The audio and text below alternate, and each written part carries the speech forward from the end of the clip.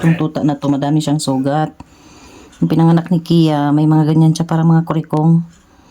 Bukol yan. Ito, nagkugang na siya, no? So ngayon, kapag may mga ganyan yung tuta nyo, yung parang bukol-bukol na ganyan, may mga nana yan siya, linisin nyo lang ng betadine. Yan ko to ng 3 patak ng betadine. Tapos, maligam-gam na tubig.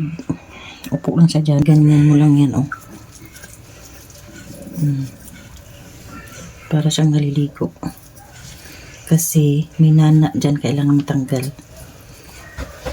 Huwag nyo nang pansinin yung tiyan ko, kaya ganyan na talaga yan.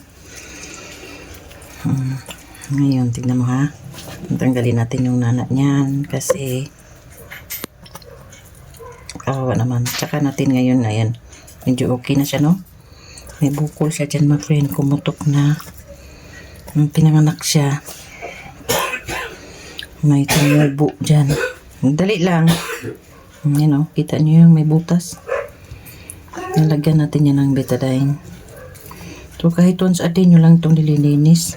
Sama.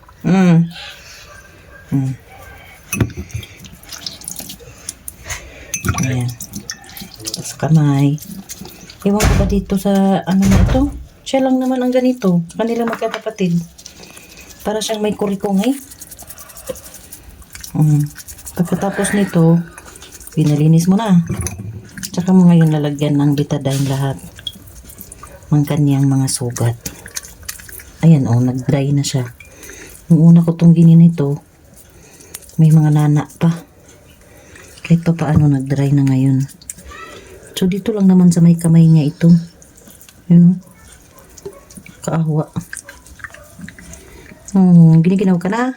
Ha? Huwag mong dilaan yan.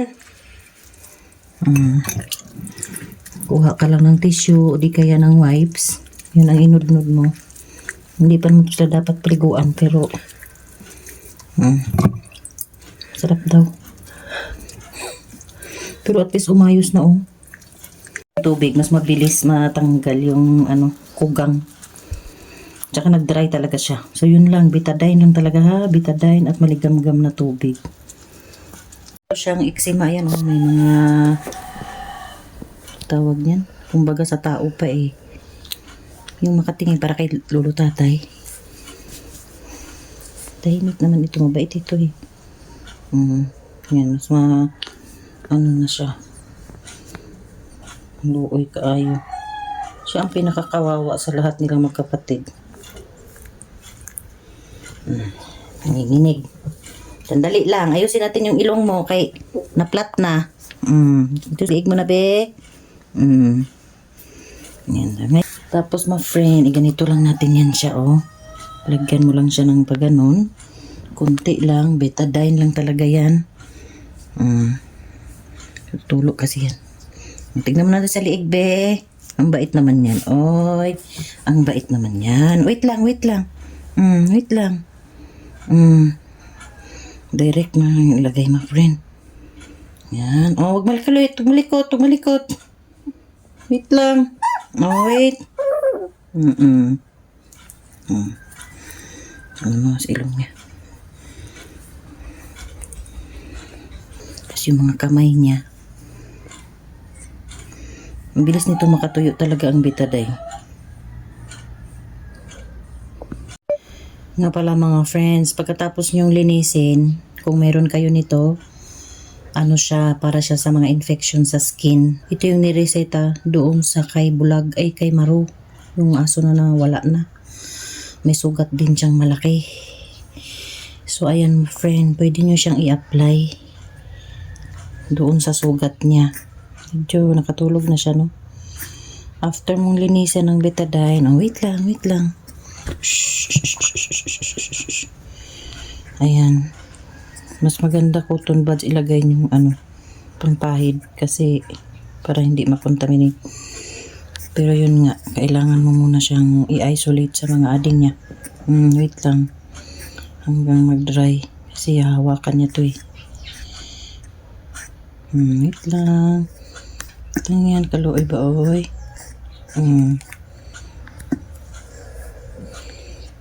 Pahid nyo lang ganyan, my friend. Growl na siya. Yan siya. Ngayon yung kamay niya, lagyan natin din. Ito yung nireseta nung vet. So, nung tinignan ko to, pwede din pala sa tao to. Ayan. Kaya patutuyuin muna natin. Kahit once a day lang to. Kung kaya nyo naman twice a day, pwede rin. Twice a day nyo siyang linisin. Ay.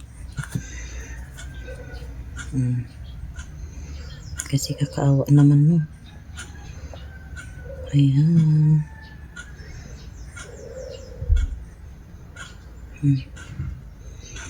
Sarap ng tulog niya, oh. Dali lang dito pa.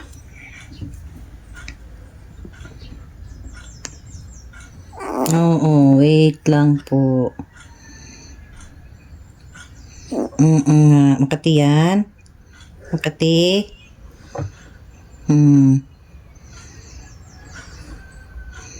Pagkatapos, balutin muna natin siya para di siya magalaw. Hanggang sa matuyo na yan. Tulog ka muna dyan. Diyan ka muna sa tiyan ko. Diyan ka galing eh.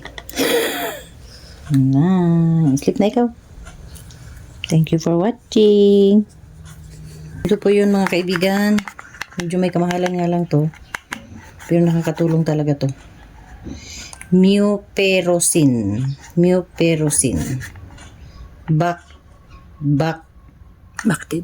Bactiderm. Bactiderm.